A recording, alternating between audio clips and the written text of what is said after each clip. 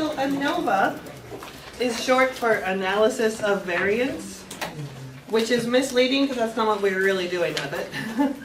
What we're doing with ANOVA is we're testing to see if you have multiple means, if they're all the same or not. You know how last time we tested if all the proportions were the same, P1 equals P2, maybe up to P4. Now we're testing if means of a number of categories are the same or not. We've done it before with two means, where we did a two-sample t-test. Does this mean equal to that mean or not? But now what if you have 3 categories or 4 categories, and you want to know if all the means are the same? So there's some restrictions up there at the top. I am not going to quiz you. You can expect that all of these apply, and that we're going to assume our population is normally distributed. We're going to assume they have the same variance, and that we have independent samples. I'm not going to ask you to test to see whether or not that's true, so you can go ahead and assume that it is. When it is, we do what's called an ANOVA test. It's one of the easier tests we have in that all you have to do is recognize the claim is about multiple means, and then it's pretty straightforward. So let's look at example 1. Example 1. We have head injury data, which we've seen a couple times this semester. Head injury data from crash test dummies used in small, medium, and large cars. They're measured in what was called HIC, the head injury criterion. And we want to use an alpha equals 0.01 significance level to test the claim that the different car categories have the same mean. And then there's a follow-up question. So how many categories do I have? 3. What do you think my claim is? If they all have the same mean. mu1 equals mu2 Beautiful. mu1 equals mu2 equals mu3. All of the population means are the same for the 3 categories? And what are we going to write for each one? At least one is different because we don't know which ones are not equal. Maybe 2 of them are. At least one is different. Very similar to what we did last time.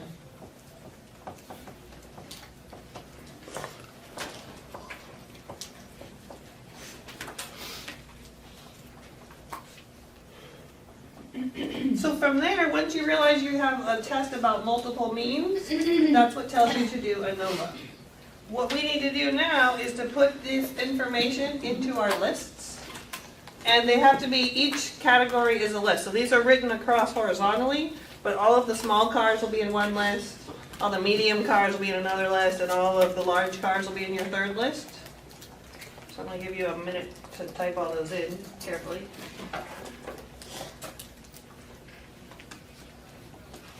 It sounds like most of you are there. The calculators have gotten quiet.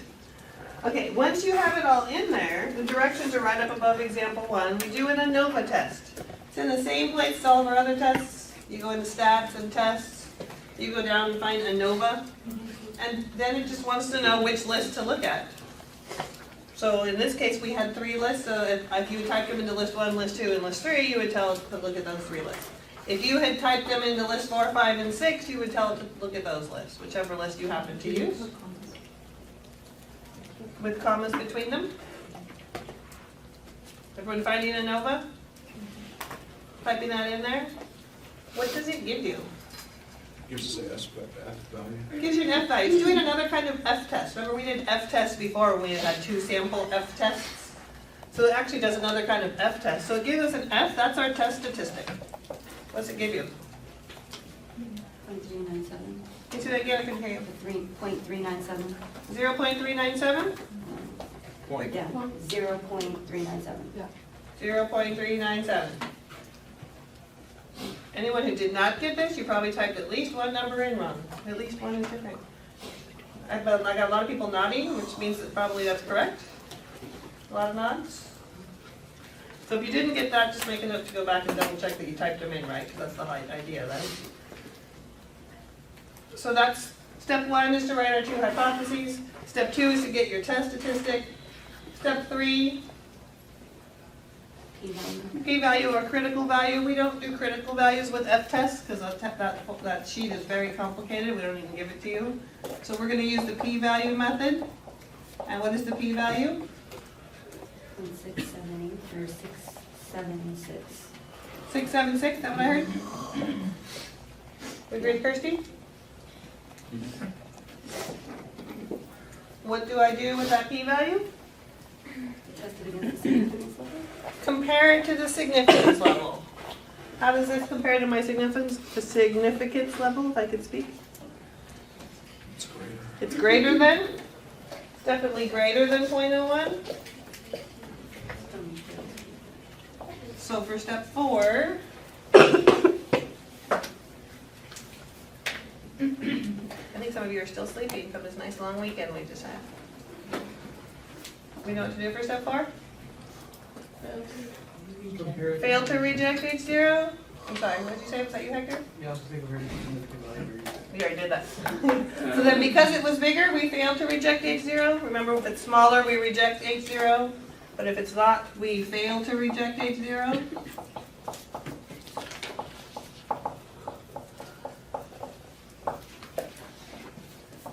And then step 5 then is to write my conclusion.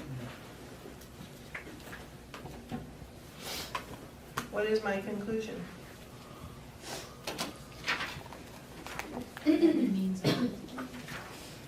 There's no. We can't say that they are the same. It implies that though. So Evelyn said the conclusions that the means are the same. That is what it appears to be, but we can't actually say that we have proof or that it supports that because we never can support H0. Yes. There is no significant difference, significant variation between the means. We could say we don't have evidence of a difference. That would work. So Hector says we don't have evidence of a difference, or you could say significance, I think you said that, of a difference in the means. What would be the more formal conclusion? Following our process that we've had ever since the beginning of chapter 8. If this was my claim here, and this one was our claim, and we failed to reject it, There's not sufficient evidence to warrant rejection. beautiful. We don't have evidence to reject the claim that they're all equal. So you could have said this, I would accept this one. Or if you wanted to be more formal, there is insufficient evidence to reject the claim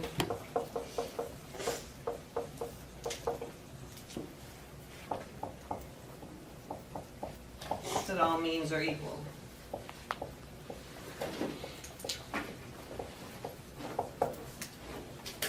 Either one of those would be fine.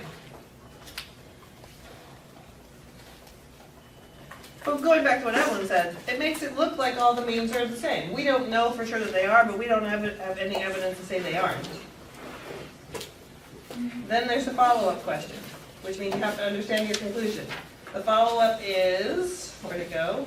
Do these data suggest that larger cars are safer? No? Why not? They're the same. Yeah, we don't have any evidence of a difference, so how can you say the larger ones are better? If I took 3 people and said they all appear to be the same age, so this one's older. Like, that wouldn't make sense, right? So they appear to be the same. So that the answer there would be no. All cars appear to be the same.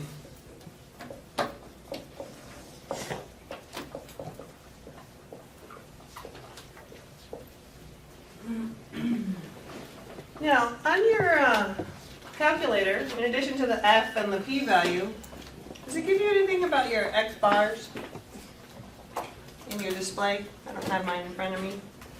I don't think it does. I want to make sure. No. No, it doesn't calculate the F statistics and so forth. It gives Um, them factor. Sorry, what were you saying? No, it just gives a lot of weird stuff. A lot of weird stuff, nothing that looks familiar. If I was looking at this sample though, these 3 samples, and I wanted to look at the sample means for each one, like what was the mean of the X's and of the small cars, the medium cars, and the large cars, could I get that information somehow? Yeah, I could do one of our stats to get the mean for each list if I wanted to. And so my guess is that those means aren't identical from my sample. But they're close enough to each other, then I can't reject that they're equal. They may not be equal, but it's not different enough. So if you actually looked at those values, you could say maybe the large ones look better, but it's not different enough. Questions on that one? Looking good? Okay, sample 2. Now we have another table on page 161. They're looking at weights of trees. I still want to know how they're weighing these trees. I'm thinking they must be growing them in containers. How else do they weigh a tree, right? But they have weights of trees, and they were given different treatments at different sites. So if you look at the data, some trees were giving nothing, some were given fertilizer, some were given water via irrigation, and some were given both fertilizer and irrigation. And then they weighed all of these trees, and so these are their weights down there. And the question asks us to use a 0.05 significance level to test the claim that the trees have the same mean weight. And then we want to does the follow-up question after that. So what do I want to do? What are the data? I can plug all the data into my calculator. Go ahead, I'll let you do that first, and then I'll worry about writing my claims. I like to write my claims first, but fine, you can use calculator first. How many lists do I have this time? 4 lists, and now they are lined up vertically for us. You have to be careful to read your data to see which way it's lined up. But the none is all one category, the fertilizer is in all another category. Watch your decimals there.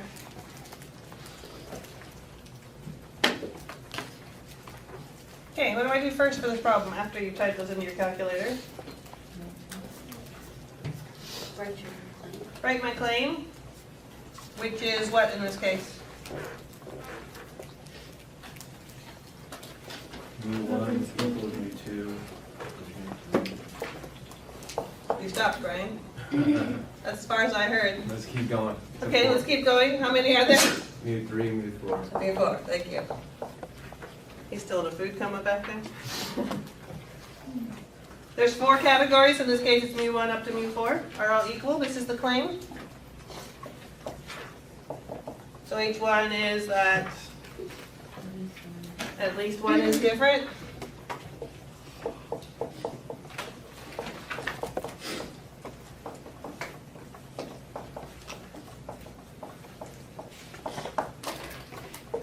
So then I'm assuming you've already run your ANOVA test when you were typing that all in. And you should have gotten your test statistic, which was an F. What did we get?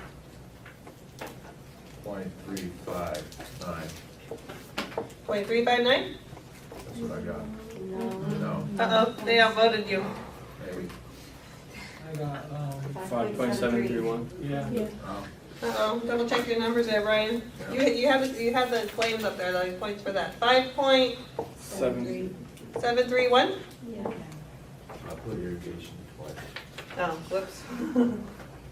Hard to be different when you have the same one in there twice, right?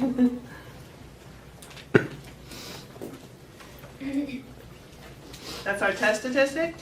P is 0.007.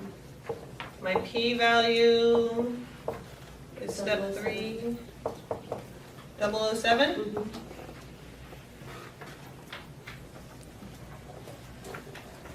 Everybody but Brian agrees with that one? Brian's fixing his. And this is definitely less than our alpha?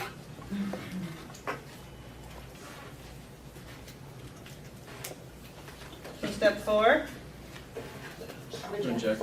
reject H0.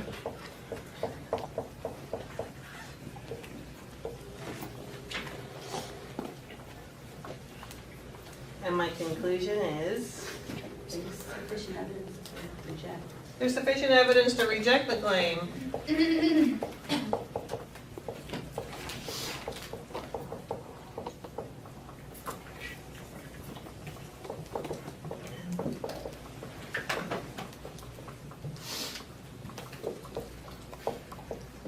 To reject the claim that all means are equal. What are their words for it? Actual claim? Same mean weight. They all have the same mean? Thank you. But the different treatments have the same mean weight.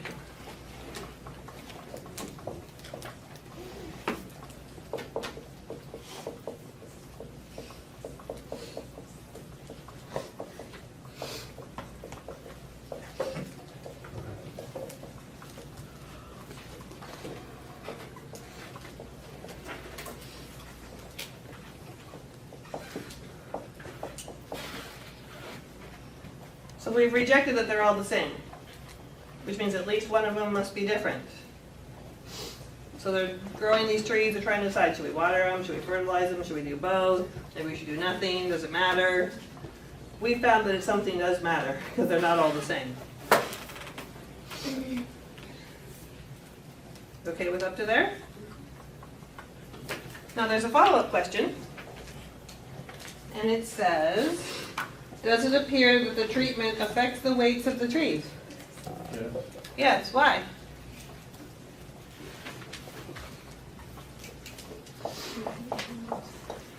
Because if you read the table, they change when you give them any sort of treatment. So it grows with fertilizer, then it grows a little bit more with irrigation, and then. Okay, so I like what you said, except for the reading the table part. Because just looking at the table, it might look like there's a difference, but looking's not enough. So I agree with what you're doing, combined with the actual test, which concluded that we could have evidence that there's some difference there. That was just simple answers that we have the evidence. Yes, we have enough evidence, because sometimes the table will look like there's a difference, but then you don't know if it's enough. So similar to the first one, it might have looked different, but there's not enough. So the answer is yes, because we rejected H0. We rejected that they're all the same. So we have evidence of some difference. Everyone okay with that part? And what was the last one? Which one appears best? Is that what it was? Yeah. If so, which treatment appears to be best? You could just look at the table and tell which numbers are bigger. So fertilizer and irrigation. Yeah, fertilizer and irrigation, which kind of makes sense if you fertilize and water your trees. But if you couldn't tell by looking, what's important is we want to look at the mean for each one of our categories. We actually want to look at the sample mean from each of our categories. How am I going to find those? One bar stats. One var stats for each list separately, right? So we have to do one var stats with list 1, one var stats with list 2. I'll let you guys do that for me so we can find all of these means. These are sample means from each one of our lists. 0.184.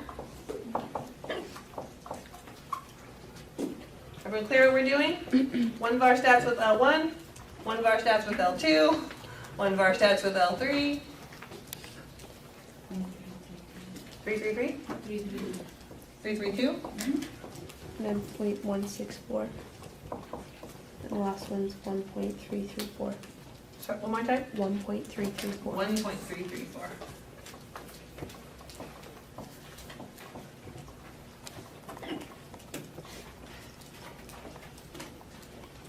Any questions on where these numbers are coming from?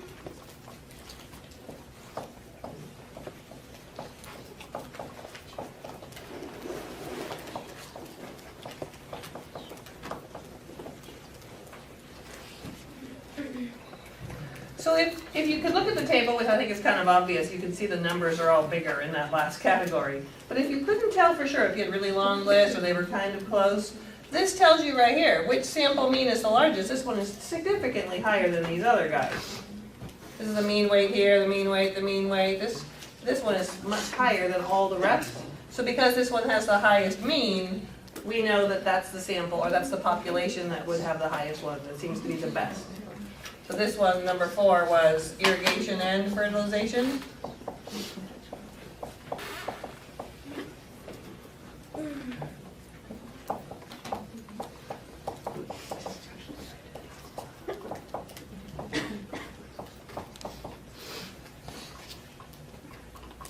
Yes. I'm sorry. So you're still on example 2, right? You're just finding the means for each one? Yes. Trying to see which one's the highest.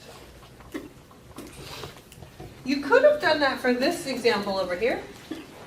And you would have had one that was the highest and one that was the lowest. But what do you think would have happened if we would have looked at them? What would have been different? We didn't do it over here. What do you think would have happened if we did it here versus here? What's the question? If we had found the sample means on this problem, which I didn't do, if we had found the sample means here, what do you think you would have noticed? There wouldn't have been much of a difference. Aha, there wouldn't have been much of a difference. There would have been some difference. One would have been higher, one would have been lower, but they wouldn't be that different from each other to really say, oh, this is the best. So you have to be careful. Just looking at them isn't enough, which is why I like what Kirsty said, but we have to also tie it along with the test. The test says there is a difference here, so definitely that's the best one. Where over here, there wasn't a difference. So even if you had one that was highest, it really wasn't much different than the other ones. So even if I had asked that question here, which one's the best? Your answer was that there isn't any best. They all appear to be the same, which is the same as our follow-up question. Questions? Okay, I'll have you do example 3. The whole thing. See if you can do example 3. Okay, what's my H0? Would it be that at release one? Would you put it there? But what? Since the mean is, it says that they do not have the same equal, so it would be, that would go on the bottom right. Right, so H1 is actually my claim, is what she's saying, because the claim is that tests that the different groups do not all have the same mean. Mu one is not equal. But we still have to write H0 where they're all equal. Mu1, how many categories do we have? 3. So H0 is still there. And then for H1, we could either write the words they have here, that they're not all the same. That's the same though as saying at least one is different. I'll write them both up here.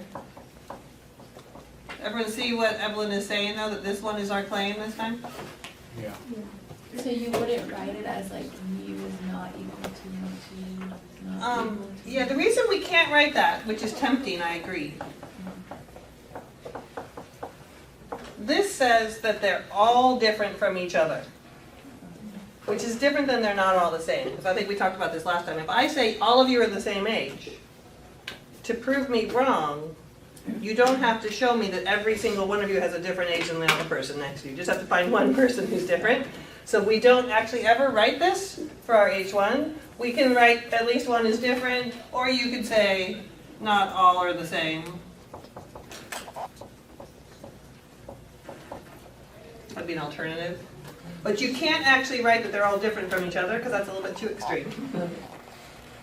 Because it might be that two of them are the same and only one of them is different. What do we get for F? 3.59. 3.59? Yeah. And what about our p-value? 0.045. 0.045? And what do you know? Once again, I forgot to write down my alpha. 0.05. Thank you. So how does that compare? It's less than? Barely. So we reject H0?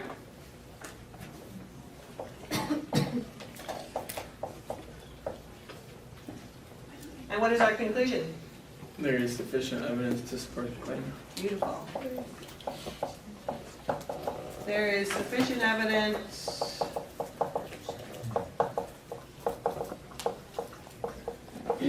to support the claim. Pen's dying. Claim that the different groups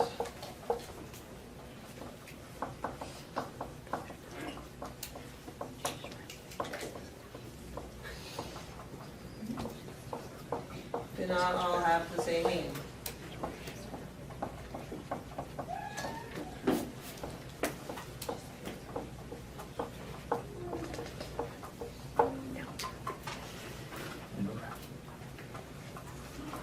So that's the test. But Susan's prediction was what? Constant background sound. So her conclusion was that constant background would be the most effective and would be better than no sound or unpredictable sounds. How do we decide whether or not her prediction is accurate? One more step. One of our stats again, right? We now know that they're not all the same, so now we need to check to see which one was best. So we need to find the mean for the first group, the mean for the second group, and the mean for the third group. And compare to see which one was best.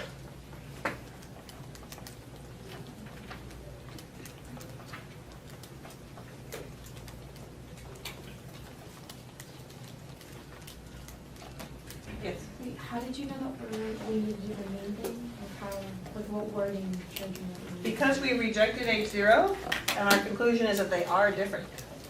So whenever your conclusion is that they're not the same and they are different, that's when you would want to check the means. So rejected Joe, not there is evidence. Yes.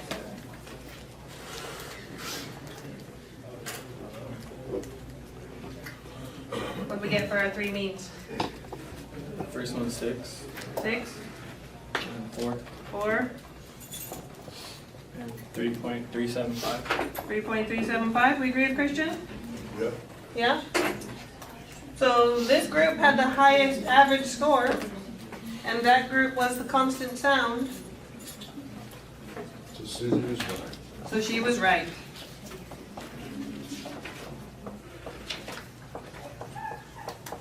Support Susan's claim.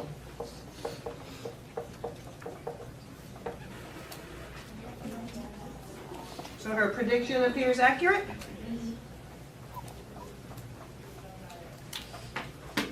Questions? Okay, let's look on our chart here. Our handout, we haven't pulled it out yet today. It's been a while. Page 3.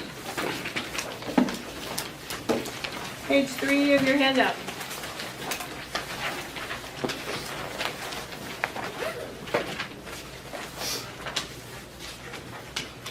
All there? Right in the top, in the middle of page 3, One-Way ANOVA. It talks about all the requirements. But the important part that you might want to underline or highlight is right on the second line down where it says ANOVA, where it says a method of testing equality of 3 or more population means. You see that in the second little paragraph, last sentence? So that's when you use ANOVA, when you have 3 or more means and you're asking if they're equal or not. And then if you read the rest of it, it tells you about degrees of freedom and so forth, but all we really care about is the ANOVA test down there at the bottom. Questions on that? Okay, that's all the new material for the whole semester. We're done. You've now learned it all. Now we just have to pull it out of the brains at the right time.